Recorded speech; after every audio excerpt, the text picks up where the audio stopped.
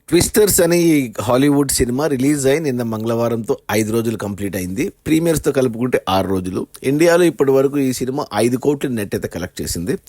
ఇక మేజర్గా అమెరికాలో ఓవర్సీస్లో అంటే వాళ్ళ మార్కెట్ ఉన్న అమెరికాలో $90 మిలియన్ అయితే వచ్చాయి ఈ సినిమాకు. అంటే ఆల్మోస్ట్ మనకు 700 కోట్లు మన కరెన్సీలో చెప్పాలి అంటే మనకు అమెరికాలో వచ్చాయి. ఇక మిగతా ప్రపంచ దేశాలన్నీ కలిపి ఒక 43 మిలియన్ వచ్చింది. అంటే ఒక 400 కోట్ల దాకా వచ్చాయి అనమాట. అంటే టోటల్గా చూసుకుంటే 133 మిలియన్ దాకా వచ్చింది ఈ సినిమాకు గ్రాసు ఎన్ని రోజుల్లో 6 రోజుల్లో.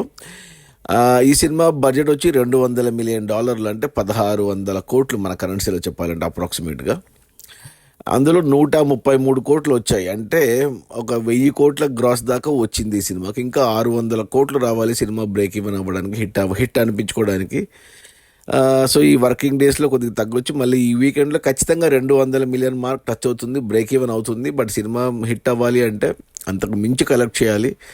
ఒక 300 మిలియను లేకపోతే 400, అట్లీస్ట్ $500 మిలియన్ మార్క్ 500 మిలియన్ దాకా వెళ్తేనే సినిమా సూపర్ హిట్ అయినట్టు లెక్క.